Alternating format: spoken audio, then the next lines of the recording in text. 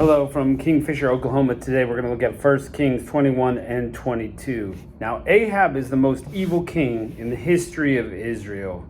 Gabe Miles pointed out how David was the poster child for good in Israel, that all other kings were measured up towards him. Now, Ahab, therefore, I guess, is the poster child for everyone that's bad, and all the other kings can measure up to him. So there's kind of this parallel, and we'll see another one in a minute. So in our story, Ahab wants this vineyard of his neighbor next to him named Naboth. And Naboth is not going to sell this vineyard to him because that is your inheritance from your family, and you pass it on to your children or to your family. Even if you sold it shortly, you'd get it back. But Ahab wants it permanently. So Naboth says, not going to do it. So it's against the law. Not going to happen. So Ahab pouts. I want a vineyard. And so his wife Jezebel comes up with this big plan, and she sets a trap. She puts a letter out, gets some worthless guys with Naboth at this feast, and they say they hear him blaspheme, and the law of Israel is that he's taken out and stoned to death. Now he's dead and gone. So Ahab just goes and takes the vineyard. It's his, right? Well, this story is very much a parallel of King David. So that was interesting to me. I never really saw that before. Both David and Ahab wanted something that wasn't theirs. And somebody was killed so that they could get that. Now, Jezebel was kind of the pusher of Ahab's situation to get Naboth killed. David kind of took that on himself. The interesting thing to me, which you would think wouldn't happen, is Ahab repents. He humbles himself before God, because just like in David's story, God sends a prophet, in this case Elijah, comes to confront Ahab, just like Elijah's been doing all this time, and he repents. And so God puts off the punishment of Ahab and his family. God is going to cut off all the men of the family, and the dogs are going to lick up his blood, and all the stuff that he says are going to happen and will happen. It's another short-term prophecy, but God, because of Ahab's humility and repentance, he decides to let him off the hook for now and do all these things in his son's lifetime, all this punishment of his future house. So interesting, very interesting. In the next section, we see that Ahab and Jehoshaphat is the king of Judah, Ahab the king of Israel, decide to team up, and they're going to fight against Syria. Well, that's all right. They're two kingdoms working together. But Jehoshaphat, being a good king after the manner of David, is going to seek the Lord. So he asks, could we find a prophet, please, that will give us the word of the Lord? And Ahab's got all these prophets around him, and they're telling him, yes, you're going to be victorious. Yes, it's going to be great. It's going to be wonderful. Do that. Jehoshaphat's like, can't we just see a prophet of the Lord? Not all these other guys who serve other gods. And Ahab says, hey, there's one around. He hates me. He never says anything good about me. So he sends for Micaiah. And Micaiah comes in and says, yeah, go ahead. Go up to battle. It's going to be fine. And Ahab's like, how many times do I have to tell you? Don't lie to me. Tell me the truth. And Micaiah says, you're going to go up. You're going to die. You're going to die. That short-term prophecy, and so God made it. And God made it so. Ahab goes up to battle. He dies in battle. Israel scatters. Pretty crazy. And so despite Ahab trying to hide in the battle, God still makes his prophecy known. We also find out a couple other things, that Jehoshaphat is a good king who does good works, continues on the works of his father, kicking out these cultish male prostitutes from the land. So he's a good king, and we'll find out more of his story later in the book of Chronicles. And then we find out Ahaziah is the son of Ahab. He's a bad king, just like his dad, Ahab. So let's jump into it. Here we go. Chapter 21. It came to pass after all these things that Naboth the Jezreelite had a vineyard which was in Jezreel, hard by the palace of Ahab the king of Samaria. And Ahab spoke up to Naboth, saying, Give me thy vineyard, that I may have it for a garden of herbs, because it's near to my house. And I will give thee a better vineyard than it. Or if it seem good to thee, I will give thee the money worth. And Naboth said to Ahab, The Lord forbid it me, that I should give the inheritance of my fathers unto thee. And Ahab said unto the house, he came unto his house heavy and displeased, because of the word of Naboth the Jezreelite had spoken to him. For he had said, I will not give thee the inheritance of my fathers. And he lay down on his bed and turned away his face and would eat no bread. And he said, Jezebel his wife came in and said, Why is thy spirit so sad that thou eatest no bread? And he said unto her, Because I spoke to Naboth the Jezreelite, and said unto him, Give me thy vineyard for my money. Or else, if it please thee, I will give thee another vineyard for it. And he answered, I will not give thee my vineyard. Jezebel's wife said, Do thou govern the kingdom of Israel? Arise, eat bread, let thy heart be merry. I will give thee the vineyard of Naboth the Jezreelite. So she wrote letters in Ahab's name, and sealed them with his seal, and sent the letters to the elders and to the nobles that were in the city dwelling with Naboth. And she wrote in the letter, saying, Proclaim a fast, and set Naboth on high among his people. Set 2 men, sons of Belial, before him to bear witness against him, saying, Thou didst blaspheme God and the king. And then carry him out and stone him that he may die. So these elders and these people, terrible, they're going to carry out an ungodly mission to kill an innocent man, just like must have been Joab that helped David out. Yeah, one guy falls as the another in battle. Yikes. The men of his city, even the elders and the nobles who were at the inhabitants of the city, did as Jezebel had sent unto them, and was written in the letters that she sent unto him. They proclaimed a fast, and set Naboth on high among his people. And there came 2 men, children of Belial. These are worthless men. That's kind of another translation. And sat before him, and the men of Belial witnessed against him, even against Naboth, in the presence of the people, saying, Naboth did blaspheme God and the king. They carried him forth out of the city, and stoned him with stones, so that he died. Then they sent out Jezebel, saying, Naboth is stoned, and he's dead. It came to pass, when Jezebel heard that Naboth was stoned and was dead, that Jezebel said unto Ahab, Arise, take possession of the vineyard of Naboth the Jezreelite, which he refused to give thee for money, for Naboth is not alive, but dead. It came to pass, when Ahab heard it that he was dead, that Ahab arose, went down to the vineyard of Naboth the Jezreelite to take possession of it.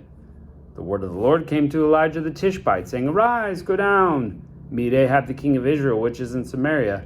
Behold, he is in the vineyard of Naboth, whither he has gone down to possess it. And thou shalt speak unto him, saying, Thus saith the Lord, Hast thou killed, and also taken possession? And shalt thou speak unto him, saying, Thus saith the Lord, In the place where dogs licked up the blood of Naboth, shall dogs lick up thy blood, even thine. That's pretty crazy. In the same place. And Ahab said to Elijah, Hast thou found me, O mine enemy? And he answered, I have found thee, because thou sold thyself to work evil in the sight of the Lord.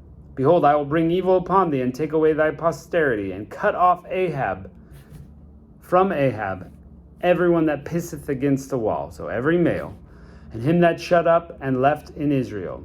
And I will make thine house like the house of Jeroboam the son of Nebat, and like the house of Baasha the son of Ahijah, for the provocation which thou hast provoked me to anger, and made Israel to sin. And of Jezebel also the Lord spake, saying, The dogs shall eat Jezebel by the wall of Jezreel. Another short-term prophecy. We'll see how that goes. Him that dieth of Ahab in the city, dogs will eat, and him that dieth in the field shall the fowls of the air eat. There was none like Ahab, which should sell himself to work wickedness in the sight of the Lord, whom Jezebel his wife stirred up. And he did very abominably in following idols, according to all the things that the Amorites did, and the Lord cast out before the children of Israel. It came to pass, when Ahab heard these words, that he rent his clothes, and put sackcloth upon his flesh, fasted, and lay in sackcloth, and went softly. The word of the Lord came to Elijah the Tishbite, saying, Seest thou how Ahab humbleth himself before me? Because he humbleth himself before me, I will not bring evil in his days, but his son's days I will bring evil upon his house. And it continued 3 years without war between Syria and Israel. It came to pass in the third year that Jehoshaphat, the king of Judah, came down to Israel. Oh, this is chapter 22, by the way, if I didn't say that. The king of Israel said unto his servants, Know ye that Ramoth and Gilead is ours? And we be still, and take it not out of the king of Syria. And he said to Jehoshaphat, Wilt thou go with me to battle in Ramoth Gilead? Jehoshaphat said to the king, I am as thou art, my people as thy people, my horses as thy horses. We'll get it together. We'll do the thing. Jehoshaphat said to the king of Israel, Inquire, I pray thee, at the word of the Lord today. King of Israel gathered the prophets together, about 400 men, and said to them, Shall I go to Ramoth Gilead to battle, or shall I forbear? And they said, Go up, for the Lord will deliver it into the hand of the king. Jehoshaphat said, Is there not a prophet of the Lord beside, that we might inquire of him? King of Israel said unto Jehoshaphat, There's one man, Micaiah the son of Imlah, whom we may inquire of the Lord. But I hate him, for he does not prophesy good concerning me, but evil. And Jehoshaphat said, Let not the king say so. It's maybe the sign of a good prophet that he's telling the truth, not necessarily what you want to hear. And the king of Israel called an officer and said, Hasten hither, Micaiah the son of Imlah. The king of Israel and Jehoshaphat the king of Judah sat each on his throne, having put on their robes, in a void place, in the entrance of the gate of Samaria, and all the prophets prophesied before them. And Zedekiah the son of Chanah made him horns of iron, and said, Thus saith the Lord, With these shalt thou push the Syrians until thou hast consumed them. And all the prophets prophesied, saying, Go up to Ramoth Gilead and prosper, for the Lord will deliver it into your hands. And the messenger that was gone to call Micaiah spake unto him, saying, Now, behold, the words of the prophet declare good unto the king, and with one mouth. Let thy word, I pray thee, be like all of them, and speak that which is good. Hey, just be like everybody else. Micaiah said, As the Lord liveth, that the Lord saith unto me, that will I speak. So I'm going to speak what God says, and I'm not listening to you guys. So he came to the king, and the king said to him, Micaiah, shall we go against Ramoth Gilead, or shall we forbear? And he answered him, Go, prosper, for the Lord will deliver it into the hand of the king. The king said unto him, How many times must I adjure thee that thou tell me nothing but which is true in the name of the Lord? And he said, I saw all Israel scattered. I see that kind of sarcastic the first time. He's like, Yep, go. And the king's like, Come on, tell me the truth. I know that's not right.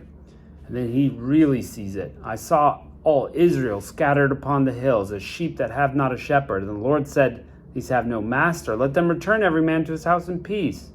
The king of Israel said unto Jehoshaphat, Did I not tell thee that he would prophesy no good concerning me, but evil? And he said, Hear thou the word of the Lord. I saw the Lord sitting on his throne, and all the hosts of heaven standing by on his right and on his left. And the Lord said, Who shall persuade Ahab that he may go up and fall at Ramoth Gilead? And he said, On this manner. And one said, On that manner. And there came forth a spirit and stood before the Lord and said, I will persuade him. So this is like a picture of heaven. And they're, this group of angels all standing around watching, and God's talking to them, said, What are we going to do? And this guy's I've got an idea. Let me do this. I will persuade him. The Lord said, Wherewith? And he said, I will go forth, and I will be a lying spirit in the mouth of his prophets. And he said, Thou shalt persuade him and prevail. Go forth and do so.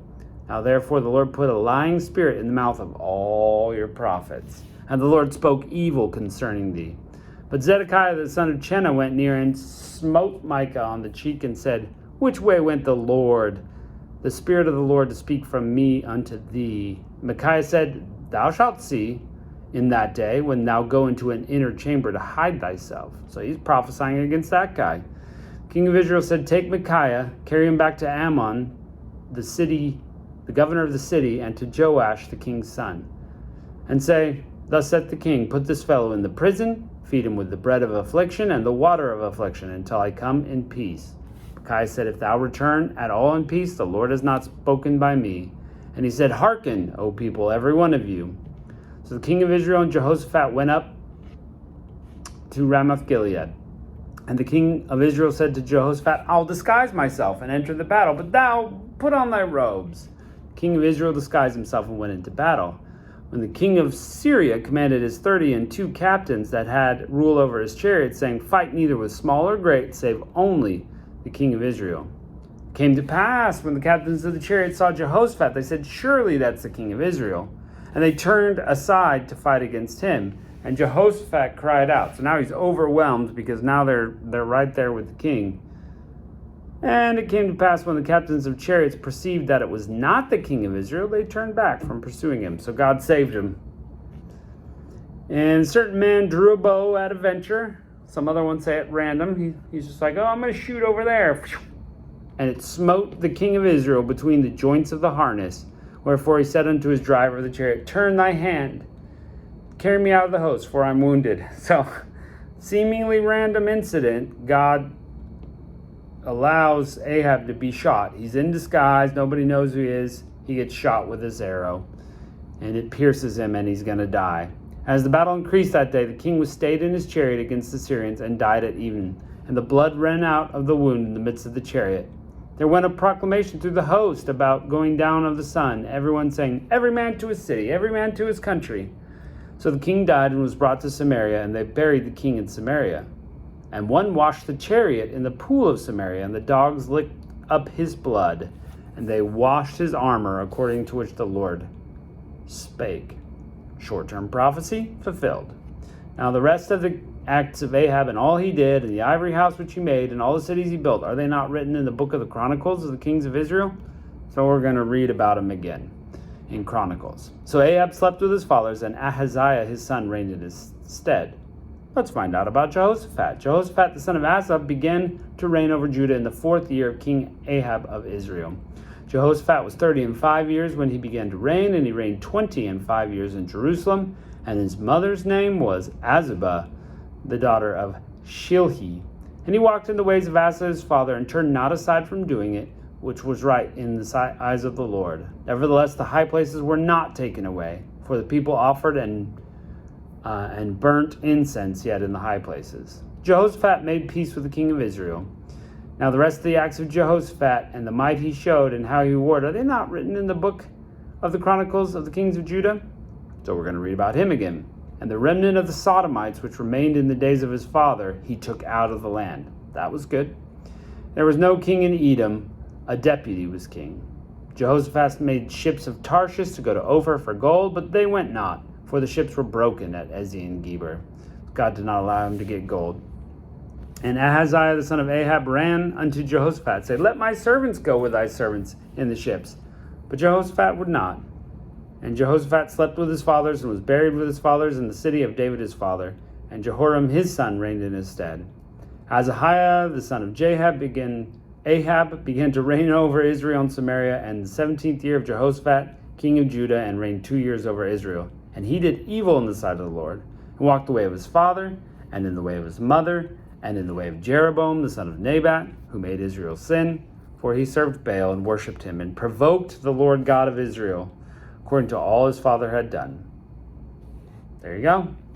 Some pretty crazy stories, and we see, we just see the good versus the bad, and God is very happy with those that serve him, but very unhappy with those who serve false gods. Although he still does show grace when we mess up. He showed grace to Ahab, not just because he messed up, but because he repented and humbled himself. So there you go.